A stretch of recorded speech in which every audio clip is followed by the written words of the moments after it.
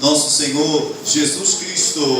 Assim seja louvado. É sempre muito bom. E eu adoro, eu amo quando chega a quarta-feira no final da tarde e começo a me preparar para vir para esta missa, numa consciência muito profunda, uma certeza, uma convicção que Deus coloca no meu coração. Como eu falava semana passada, é uma missa que transforma a vida de pessoas, como toda missa deveria ser. É um momento em que vidas são profundamente marcadas por Deus, muitas pessoas são curadas e, acima de tudo, muitas pessoas resgatam o sentido da vida, a esperança de um futuro melhor, de uma vida nova, mesmo em meio a dificuldades.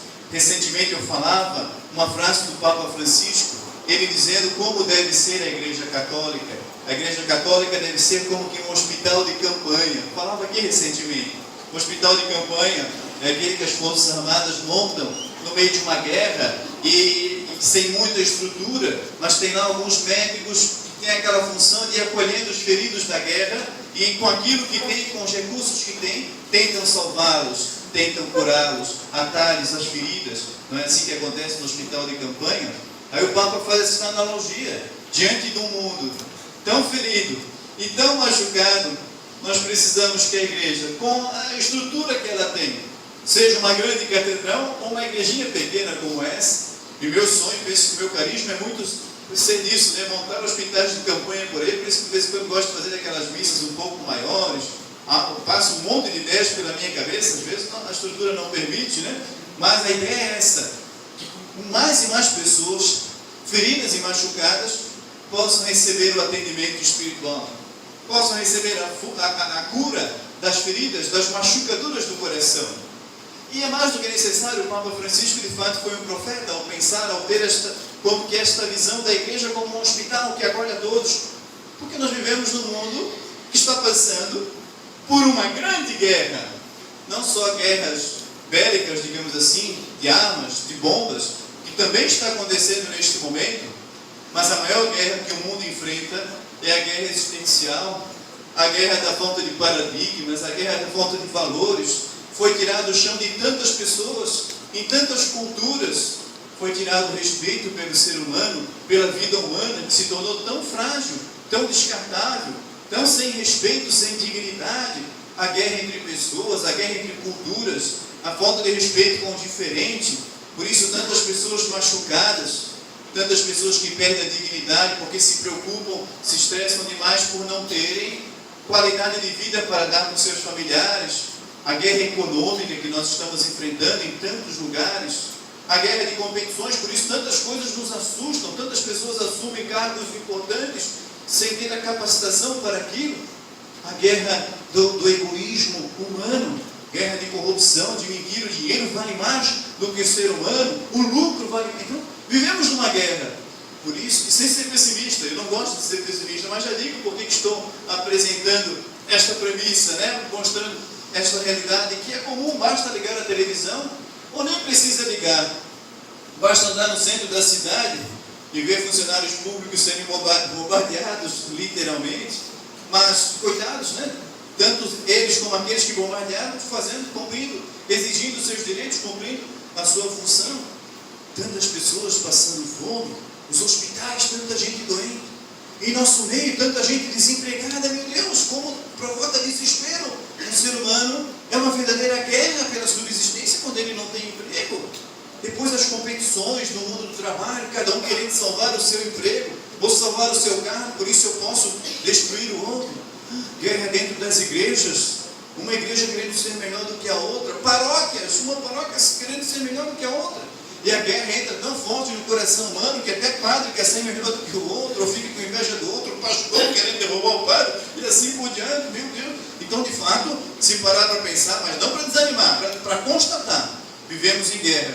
Mas nós temos uma esperança, nós temos um hospital de campanha. Por isso é mais do que necessário que a igreja se levante. Hoje alguém me dizia, alguém que está passando por um período de guerra, a guerra contra um câncer, mesmo fazendo quimioterapia, radioterapia, falava: Padre, eu estou com muita fé, com muita esperança.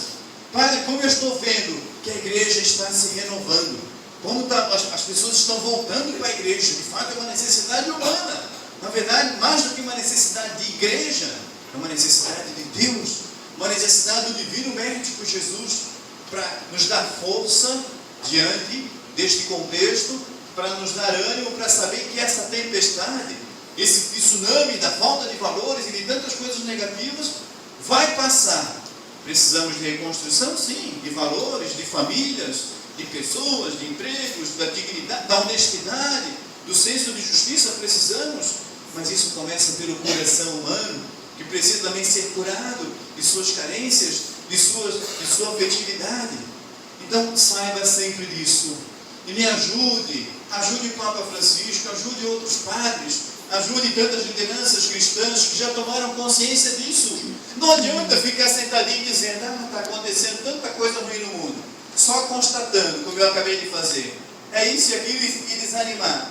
Vou fazer o meu e está muito bom, o outro é que se dane, cada um por si, Deus por todos, porque essa parece a lógica que está reinando. Não! Precisamos cada um fazer a sua parte, isso não é utopia, mas nos levantarmos mesmo como igreja, formando como que um grande time, dando-nos as mãos na direção do gol. Queremos fazer um grande gol, que é a felicidade novamente, a dignidade. Queremos formar como que um grande exército. Se você já está curado, ajudar os outros que estão meio caídos, desanimados, os que estão desempregados, os que estão doentes, os que perderam alguém, os que passam por uma provação familiar, e ajudar e tomar. Você é um médico nesse hospital de campanha. Se estás curado, receba então a nossa cura, a igreja. Receba a cura do divino médico, que age através de pessoas que têm essa sensibilidade de dizer, não, eu vou fazer a minha parte. Por isso, tanta animação, tanta vibração, cada quarta-feira para vir aqui. Porque eu sei que estou com outras pessoas nesta grande missão de salvação, não só de almas para o céu, de salvação de vidas para a terra. É o grande sonho de Deus, foi por isso que Ele veio à terra, senão Ele ficaria no céu só esperando que a gente morresse, mas não, Ele vem à terra, porque Ele quer que já aqui na terra sejamos pessoas de pé, pessoas curadas, restauradas, tocadas, esperançadas, por que não dizer? Então, minha gente, toda quarta-feira, toda semana, esse projeto continua, resgatando essa alegria de viver, resgatando o elan pela vida, apresentando Jesus como uma grande solução, e não só aquela frase, Jesus é a solução, que se coloca aí em muitos viadutos, em pedras, em muros, não só nesse sentido, assim, que já ficou até muito batido, mas de fato, a presença de Jesus no coração é uma grande solução, sim, para encontrarmos sabedoria na crise, para curarmos nossas feridas, para juntarmos os nossos cacos, para termos força na hora da doença ou da perda, na hora em que nós passamos por uma provação da falta de emprego ou da falta de outras coisas necessárias para que vivamos em paz e com dignidade, na hora da provação, numa crise de família. Ele é solução, sim. Recentemente tem passado por algumas provações na vida familiar, né? Primeiro foi a perda do pai. Eu luto muito pela unidade da minha família. Interessante que fiz aí a novena das rosas, depois fiz a campanha de oração pelas famílias no mês de outubro, orando pelas famílias de vocês, mas a minha também estava muito necessitada. E quantas vezes eu falava de família, mas sabendo, preocupado, desliga o celular, minha gente, né? Que está tocando o celular aí, não é Deus querendo falar com a gente, então desliga. Não precisa. Deus fala de outra forma e não é de celular. Joga essa porcaria fora. Eu vou orar para Deus queimar seu celular. Vai explodir esse celular. Que está atrapalhando. E Deus quer falar conosco. Então, como eu falava, eu passava por esse momento difícil. Eu fiz a campanha, então, durante todo o mês de outubro eu lembrava, Jesus é a solução para esse problema familiar. Durante a doença do pai, houve um estresse familiar, assim, entre dois irmãos em especial, por motivo torpe, ou seja, não teve sentido nenhum dos dois nem sabe o porquê, e aquilo estava afastando, aí estava interferindo na família inteira, vendo os dois de cada lado machucados. Cada vez que eu ia em Florianópolis ficava triste e rezava aqui, Deus, a campanha inteira eu orei, apresentando Jesus no meu coração, né, como essa solução, porque Jesus quer unidade, Jesus ensina a reconciliação, Jesus ensina o perdão. Então não basta só estar dentro da igreja, ambos estão dentro da igreja, a família inteira está dentro da igreja. Mais do que igreja, nós precisamos de Jesus Cristo. Então não basta só estar aqui, não basta só buscar na igreja. Venha na igreja e busque Jesus. Por isso eu me preocupo muito que eu seja um empecilho para você encontrar Jesus. Que as lideranças sejam empecilhos para que você encontre Jesus. Que a igreja seja um empecilho. Não. Somos o hospital de campanha para curar o coração. E para mostrar, Ele é uma grande solução. E rezava muito, e de fato, fui lá fazer o casamento dos irmãos. Tive contato com a minha família, orando, trabalhando o coração de um e de outro. E não é que a graça da reconciliação aconteceu assim ontem, de maneira inesperada, assim por providência divina. Foi como uma inspiração. Precisávamos ir em tal lugar, num comércio, numa agropecuária, comprar um elemento lá que estava faltando no local onde a gente estava, na família lá. Aí, por nada, geralmente quem vai é o homem, né? Eu vou, pego o carro, o meu cunhado, nós dissemos, vai vocês ali, as mulheres ali.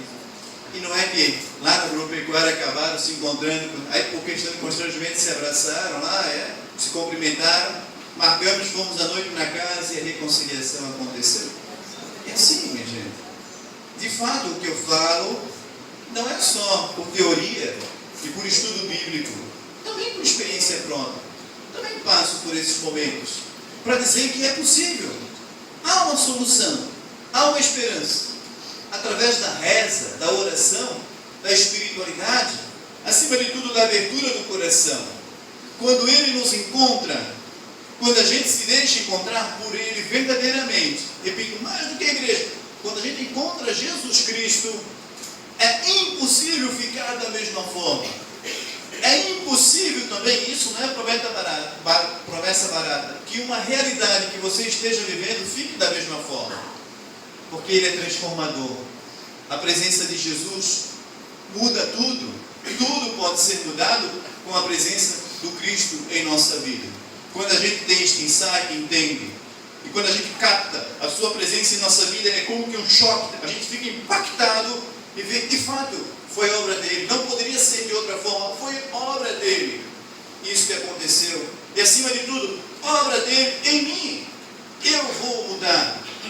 Eu fui resgatado, você pode dizer, né? Na esperança. Eu vou ter força nesta doença. Eu vou ter sabedoria, força para superar o desemprego, para superar a corrupção, a desonestidade. Eu vou estar blindado nesta guerra que está acontecendo da falta de valores. Eu vou estar blindado. E vou lutar, não vou desanimar. Que um dia eu possa dizer como o apóstolo Paulo: combati o bom combate, completei a corrida, guardei a minha fé. Por que não dizer, guardei a minha paz, guardei a minha integridade, guardei a minha esperança, guardei a minha vida. Tudo foi transformado. Claro, não é algo mágico como muitos prometem por aí, algumas religiões, algumas denominações, até na televisão, faça isso. Não. É algo, a mudança acontece aqui dentro de mim. Aí a partir desta mudança eu vou buscar a solução. Então Jesus é a solução em mim, para que eu encontre soluções para outras realidades existenciais em minha vida. Para afinar, fiz tudo isso para falar do texto de hoje, para mostrar que isso que eu acabei de dizer é algo concreto. Diz o texto que Jesus chegou na vida de uma mulher samaritana, que é conhecida, nós sabemos que ela tinha a vivência de prostituição. Ela era conhecida como uma mulher de má fama. Má fama na Bíblia seria alguém dedicada à prostituição. Ela está à beira de um poço. É exatamente meio-dia. Esse meio-dia significa, não é por acaso que a Bíblia vai botar a hora do dia. Para que o apóstolo João iria botar a hora? Não interessa para a gente. É para dizer que esse meio-dia é muito mais do que 12 horas no relógio. Esse meio-dia é o divisor de águas. É o meio da vida daquela mulher. Digamos assim, aos 35 anos, aos 40 anos, depois de uma existência toda, talvez, de fracasso, de erros cometidos, de coisas que não estavam dando certo, de problemas que ela estava enfrentando, de repente ela tem um encontro marcante, definitivo, com Jesus Cristo, que transformou. Era meio-dia, porque a partir da entrada de Jesus, começou uma nova tarde na vida daquela mulher, um novo momento. São quase 9 horas da noite. Pode ser que a partir deste momento aconteça uma nova etapa da sua vida. Basta que você queira, que abra o coração, mesmo que deseje profundamente, que abra a cabeça e deixe entrar essa mensagem, que viva essa missa com intensidade, como se fosse a última missa da sua vida, a primeira, que tenha um encontro profundo. Foi o que aconteceu com essa mulher. Minha gente, o texto é muito fantástico, é fabuloso. Nem tenho palavras para expressar a grandiosidade e a profundidade. Chega na vida daquela mulher, trava um diálogo. Ela está à beira do poço, um poço literal, digamos assim, com água ali, para dizer que ela já tinha bebido água em poças poluídas. E é o que acontece hoje com muitas pessoas. Fazem milhares de experiências tomando água de uma poça poluída. Por isso que eu escuto muitos testemunhos: padre, eu fui na sua missa, naquela missa carismática, terapêutica, e tudo mudou. Sabe por quê? Talvez porque você estava bebendo na poça errada. Não estou querendo dizer de religião certa ou errada, estou querendo dizer de Jesus Cristo. Talvez você não estava indo direto à fonte correta. Tem muita gente bebendo água poluída, achando que está dando um banho, mas não é feliz e não tem paz, não tem força nos momentos de tensão, porque a água está poluída, está contaminando o espírito. Por isso não está tendo forças para superar, para ir adiante, para alcançar a plenitude, a realização, a felicidade. Mas Jesus pede de beber a ela, como que, olha a humildade de Deus, né? Se fazendo de tão simples, tão pequeno. Dá-me de beber. Mas ele não precisava de água, porque ele era a água viva. Ele era a água viva de fato. Se conhecesse o dom de Deus e soubesse quem é que está te pedindo, dá-me de beber, e não é o que acontece hoje nessa fonte aqui, quando ele se faz um pedacinho de pão, algo tão pequeno e tão simples, é a mesma coisa que ele dizendo, dá-me de beber. Mas na verdade eu que preciso de ti, Senhor, como é que tu me pedes de beber? De fato é isso mesmo. Se conheceres o dom de Deus, se conheceres, um rio de água viva fluirá do teu coração. É aquilo que as pessoas dizem, pai, agora eu estou mais alegre, eu estou mais feliz, eu estou mais forte para enfrentar essa situação, eu estou mais criativo, mais dinâmico, mais zeloso, mais equilibrado. Jesus continua, mulher, vai chamar o teu marido. O que é marido, esposa? É pacto, né? Comunhão é pacto. E ela disse, eu não tenho. Agora, diante de Jesus, a pessoa fica sincera. Ela rasga o coração e diz, de fato, até aqui nada prestou. Foi tudo cacalhada. Só arranjei coisa que me incomodou. Sarna para me coçar. Aí o Cristo ficou surpreso. Olha como começou a mudança. Um diálogo. Uma palavra tocando ao coração daquela mulher. De fato, você teve 5 pactos. Você fez 5 experiências. E a atual experiência que você está tendo, o 6º, não te faz feliz. Por que a vida daquela mulher mudou? Porque chegou o definitivo em sua vida. O 7 na Bíblia é o número da plenitude. Quem é o 7º pacto daquela mulher? Jesus Cristo. Ou seja, ela fez uma decisão. Quais foram os outros 6 pactos? Os outros 6 casamentos? O primeiro é profissão, profissionalmente. A água da profissão, digamos assim, a poça da profissão. Quantas pessoas que não são felizes, realizadas na sua profissão? Ou quantas pessoas hoje estão à beira do poço porque estão desempregadas? Ou estão no emprego que não realiza, ou que não tem a remuneração adequada, por isso passam por dificuldades? E agora qual é a solução? Profissionalmente falando, neste primeiro pacto, novamente, ir a essa fonte, para que esta fonte sacie a tua sede, te dê a força necessária, para que profissionalmente você possa se realizar, seja qual for a profissão. Dona de casa, que é uma profissão maravilhosa, fantástica, mas se a mulher perde, a pessoa que é dona de casa perde o sentido da vida, se ela está sem Jesus, as tarefas de casa que antes tanto a realizavam, perdem o sentido. Agora, quando ela tem um encontro profundo com Jesus, ela vai saber que aquela comida que ela faz em casa, ela vai se sentir realizada, a maior profissional do mundo, ao fazer aquela comida com o ingrediente do amor, porque sabe que vai nutrir as pessoas amadas. Olha que bonito. O motorista de ônibus cansado de mau humor, aí velho, aí toca alguma coisa, a pessoa quase cai, dá aquela ferrada, a gente segura lá, se quebra todo, quando ele tem um encontro com Jesus, ele passa a dirigir aquele ônibus pensando: eu estou levando seres humanos para a dignidade do seu trabalho ou do seu lazer. Olha como muda.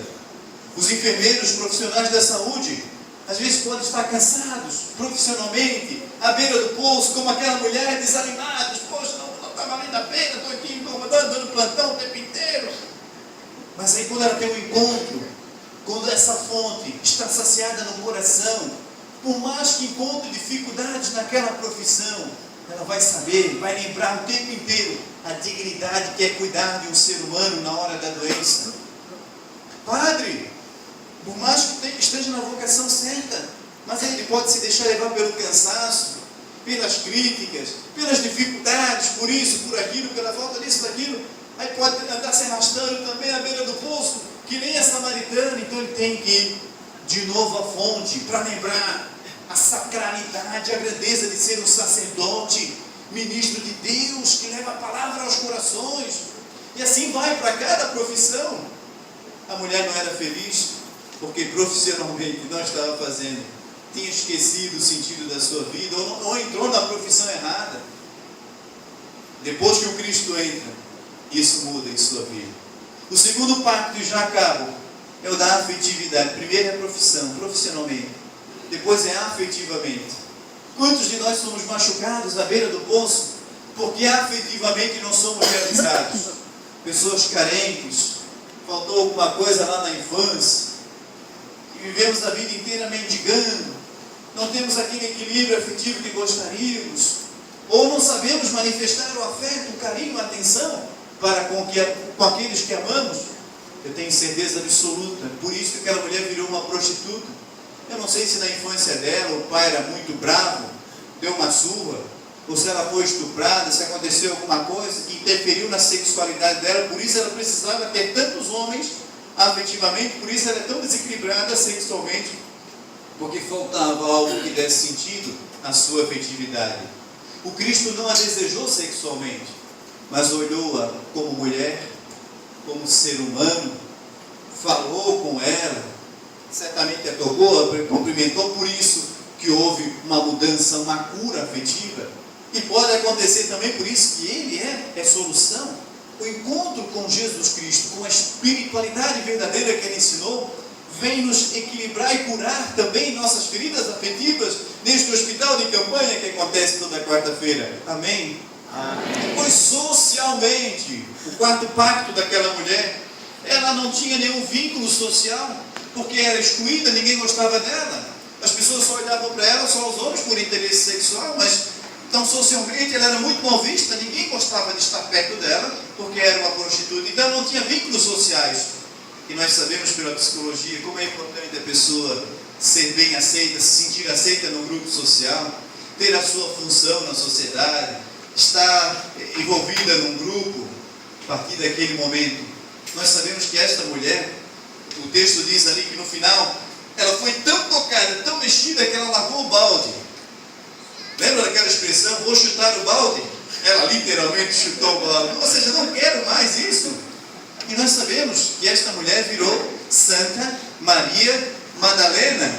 Ela não foi só aceita na sociedade do seu tempo, depois que mudou de vida, como ela foi aceita na sociedade espiritual, que há 2000 anos se chama Igreja Católica Apostólica Romana. Olha só como acontece uma inclusão social a partir da espiritualidade verdadeira. Depois os laços familiares. Certamente aquela mulher estava à beira do poço, sedenta, porque sua família estava desestruturada. Talvez nem construiu laços familiares, estava na prostituição. E quando Cristo entra, ela resgata a sua família. Como aconteceu comigo esta semana, de novo ver a família unida. Então, persevere na oração e na presença do Cristo, que você vai reconstruir laços familiares. E ainda para fechar, aquela minha irmã, que ainda tudo ontem, parece que foi uma bênção, Deus tem me levado lá. Aquela minha irmã que o marido tinha feito uma série de sacanagens lá, ele pediu para voltar com flores na mão. É sempre assim. Mas, seja como for, há um sinal de reconciliação. Agora falta só trabalhar o coraçãozinho dela para ela perdoar. Família acima de tudo, vai. E acho que é possível sim, teve um momento de bobeira. De novo, eu louvei a Deus, é força na oração, oração pela família, tudo se dá jeito, tudo que estava fora, o diabo chegou e bum, jogou um dardo inflamado na minha família assim. Ah, vai doença. Aí a doença não resolveu. Então vai a morte. Aí, morte, puxa, é sacanagem, né? Não deu, não conseguiu também. Então vai a desunião. Aí ficou lá. Aí, então vai agora separar. Não. Aí se cansou, largou. Sabe por quê? Porque eu botei, quando ele bate na porta da gente, quem abre a porta e quem está em Jesus Cristo, quem abre a porta sabe quem é o próprio Cristo. Aí ele bate, ele sai correndo. Agora a família que não tem Deus, quando o diabo chega lá na porta, se não tem Deus para abrir a porta vai se abrir sozinha, ele entra e faz a festa. Por isso que é legal, eu estou fazendo uma analogia, claro, né? Entendo do jeito que você achar melhor, mas para dizer que o mal chega, para todo mundo, até para padre, mas aí você tem que brindar. Ele chega e tenta fazer um estardalhaço, aí Deus abriu a porta. Aí ele saiu correndo, mas ele pensou, mas a casa do padre Valmir tem janela, eu vou pela janela de trás. Aí ele foi escondidinho, quando chegou lá, pum, deu de cara com ela. Sabe, não tem jeito. Essa casa está blindada, está fechada, o céu fechou. Mas tem aquela despensa lá e foi. Aí foi na despensa, sabe quem que ele encontrou? Santa Teresinha, menino Jesus. Não teve jeito. Foi na outra janela, São Judas Tadeu. Não tem jeito. Não tem jeito. Ele tenta mexer. Aí se tem um familiar que está fora da casinha, literalmente fora da casa, ele pega lá fora. Mas aí a força daqueles que estão dentro é tão grande. Isso é bobagem que eu estou inventando. Estou falando de maneira metafórica para você entender como é que é. Vem cá, meu irmão. Aí puxa para dentro, ele dá uma laçada, vem para dentro e vem de novo, volta para a casinha, como o povo diz. Depois, já estou acabando. Por que aquela mulher estava à beira do poço? Porque espiritualmente destruída. Era uma mulher que não rezava nunca, certamente.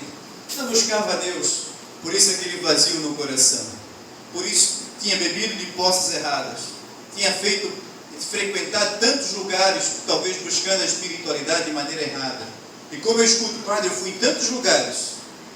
Tudo quanto é religião que você possa imaginar, eu já fui. Mas eu me senti tão bem quando eu vim aqui na missa. Não é porque é a minha missa. É porque a gente faz de tudo nessa missa para que você veja, não a igreja, mas você veja Jesus Cristo. Veja a fonte. O encontro com Ele gera em você esse equilíbrio espiritual, além do emocional, familiar. E por último, psicologicamente. Aquela mulher estava toda destruída psicologicamente. Não tinha mais maturidade nenhuma. E quando Cristo entra, ela se levanta, ou seja, sai da prostração e vai correndo, apressadamente, mudar o que precisa ser mudado. E fala para todo mundo: minha gente, galera, povo da Ilha do Governador, galera que está assistindo o Botafogo, galera que vai ver o Vasco subir, junto com o Havaí. Para dizer para todo mundo, é mesmo, é sério, estou falando sério. É para dizer assim: eu vi o Cristo. Aí, é sério, você viu? Eu termino agora, um testemunho. A minha primeira paróquia, começava a rezar missa, era numa igreja antiga de 300 anos, animado. Aí na frente tinha um bar. A umbara trazia as mulheres, deixava na igreja e ficava no bar para esperar para levar na final. E disse, meu Deus, e agora? Eles ficavam lá discutindo sobre Havaí e Figueirense, os dois melhores times. Um melhor time e outro, mais ou menos, lá de Florianópolis. Um vai subir, outro vai cair. Sempre assim, todo ano. Eles vão trocando. Aí pensei. Poxa, mas tem que anunciar a samaritana, depois de ter passado por essa transformação total. Estou falando demais, né? Já acaba. Ela saiu e foi dizer, não é que eu vi o Cristo? Não tive dúvida, eu comecei a fazer de vez em quando.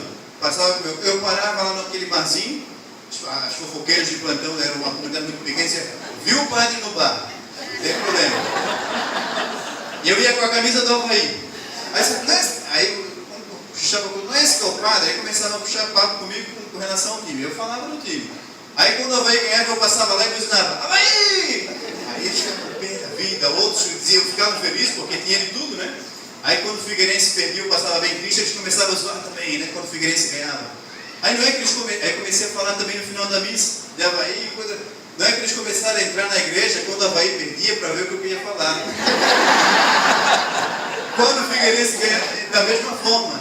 E muitos daqueles, pela empolgação, por um motivo torpe, quem sabe, mas foi a forma que eu encontrei de chegar até lá, se empolgaram, e muitos daqueles que antes ficavam fora, passaram a estar dentro. Chutaram o balde, literalmente, e começaram a entender esse Deus que é maravilhoso e que vai em tudo quanto é lugar. Foi lá na beira do poço, porque é lá que a samaritana estava, e resgatou. Começou a conversar uma conversa boba, tola, sobre água, até chegar em algo muito mais profundo. Falou sobre água física, até chegar na água do coração, para equilibrar a nossa psique, para equilibrar a nossa afetividade, o nosso sentido de ser família, para dar sentido à nossa missão na sociedade, a nossa honra de trabalhar. Como é bonito, ontem veio ali o nosso irmão, ele é militar, né? Do BOP lá de Santa Catarina, entrou fardado, todo pico, parecia um pombo assim, tão orgulhoso, né? Tão orgulhoso.